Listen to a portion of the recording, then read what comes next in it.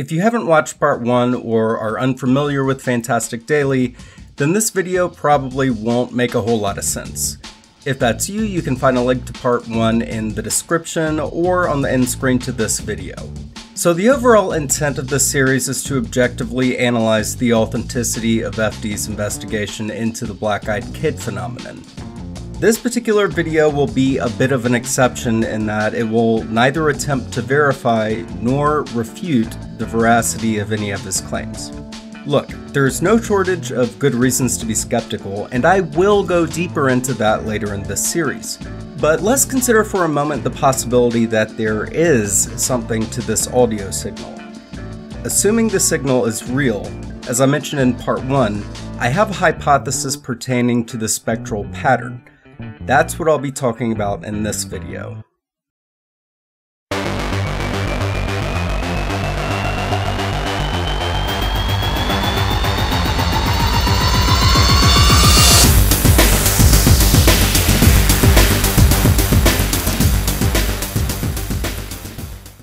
Are the black-eyed kids alien-human hybrids? Personal opinion aside, I admit it's a possibility worth considering, but here's something else.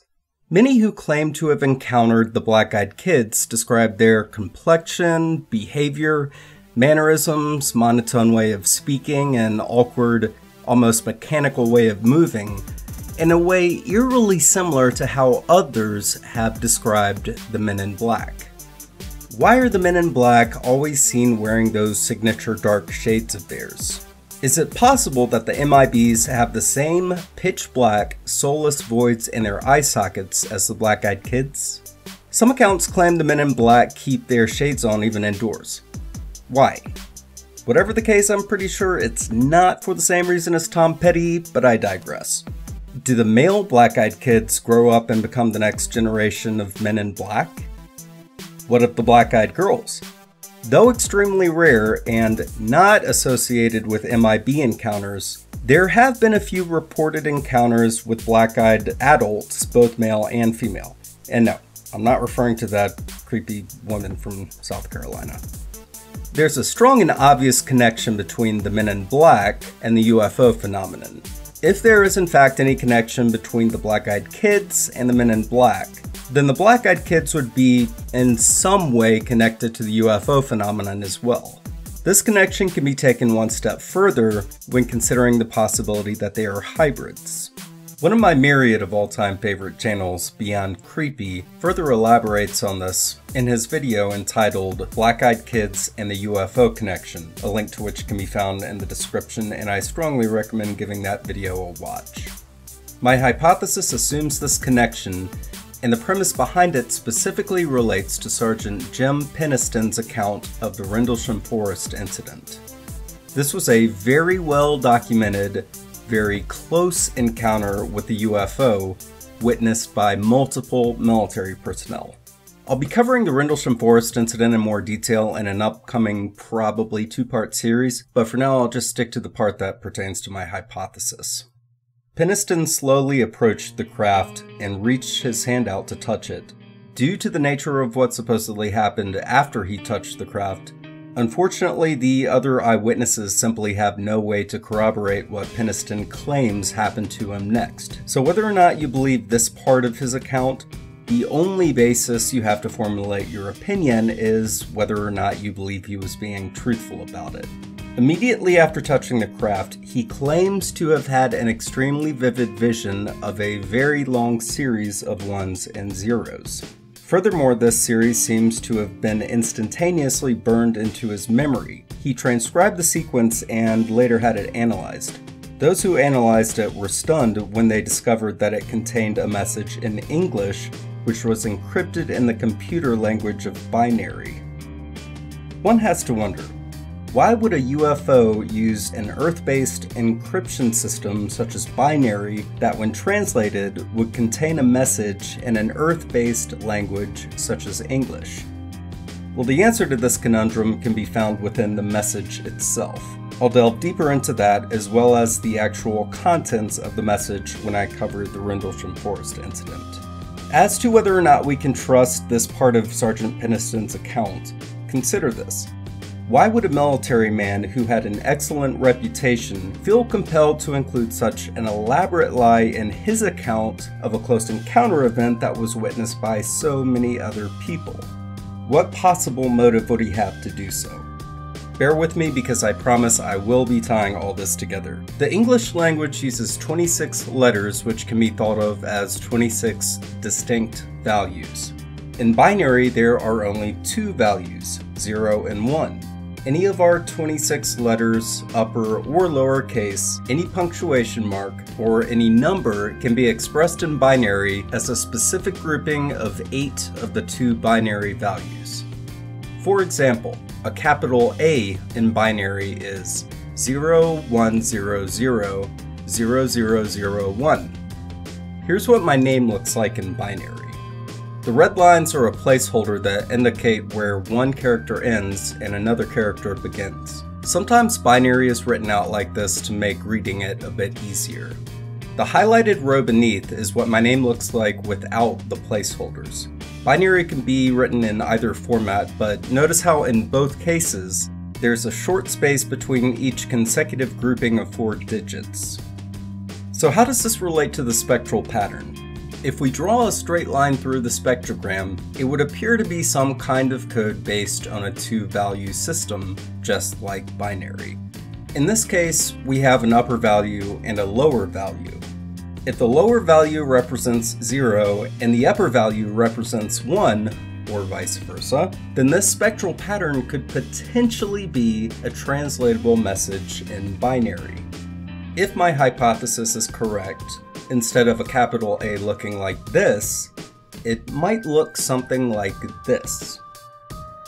What looks like 5 bars of differing lengths is actually 8 bars of the same length. This will make more sense when I align the dashes with the correlating binary digits. My illustration isn't perfect, but imagine that the lower bar representing the first 0 is the same length as the upper bar representing the 1. Next, we have 2 consecutive unspaced zeros.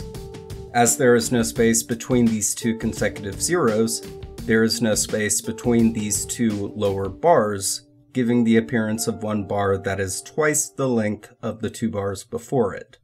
Then we have a short space after the first 4 consecutive digits, followed by 3 consecutive unspaced zeros and a 1. I'll demonstrate how binary can be converted into an audio signal using sine waves.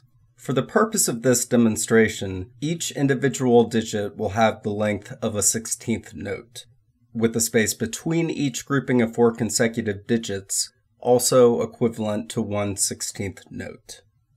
C2 will represent the 0 value, and E♭2 will represent the 1 value.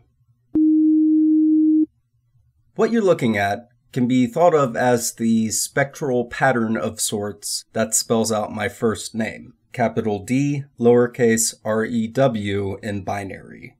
Using the values as I have assigned them, this is what it would sound like. And one more time. The only thing that my demonstration proves is that a binary signal could be transmitted in such a way that it might look very similar to FD's spectral pattern. Even if my hunch is correct, it would be extremely difficult to prove that it actually is binary. If such a signal is recorded ambiently, then its quality would be diminished by background noise as well as any other environmental acoustic factors working against it. It would be a bit like trying to read the inscription on an old, heavily weathered tombstone. Not necessarily completely impossible, just highly impractical. The best way to transmit binary is through some sort of digital means, not by audible means. But as I was working on this video, another thought occurred to me. Binary is being used all around us. Our computers, tablets, smartphones, smartwatches, certain car components, GPS units, the list goes on. It is literally everywhere. So I posed this as a question that I hope someone watching this can answer because I frankly have no idea. Could any of these high-tech gadgets be emitting a faint audio signal as the byproduct of a digital transmission? If that's the case, then maybe one of our own Earth-based gadgets is to blame. Lastly, is it possible that FD fabricated the spectral pattern? Of course, that's a possibility. I want to give a shout out real quick to Blind Brick Productions for the work they did with the spectral pattern. I've watched as the debate between FD's supporters and FD's critics has grown increasingly heated, and to both sides of the debate, I would like to say this. In my almost 36 years of life, I have found it wonderfully prudent to always get as many opinions on any given issue as I possibly could. I'll leave it at that. Now, Blind Brick, who some of you also refer to as Monstercast, ran some of FD's audio through a spectrographic program and were unable to pick up the spectral pattern.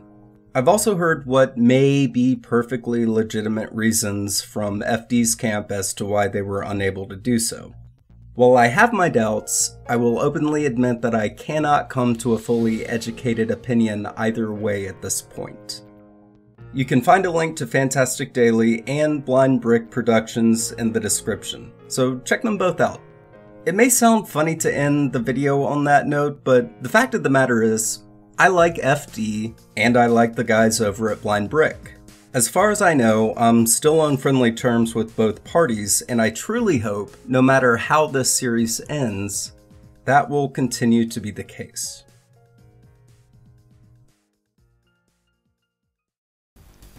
Hey everyone, Drew here from Mad Cat Mysteries, and I hope you enjoyed the video you just watched. If you did, you can click on the subscribe button below. I'd appreciate it. Thanks so much for watching, and we'll see you next time.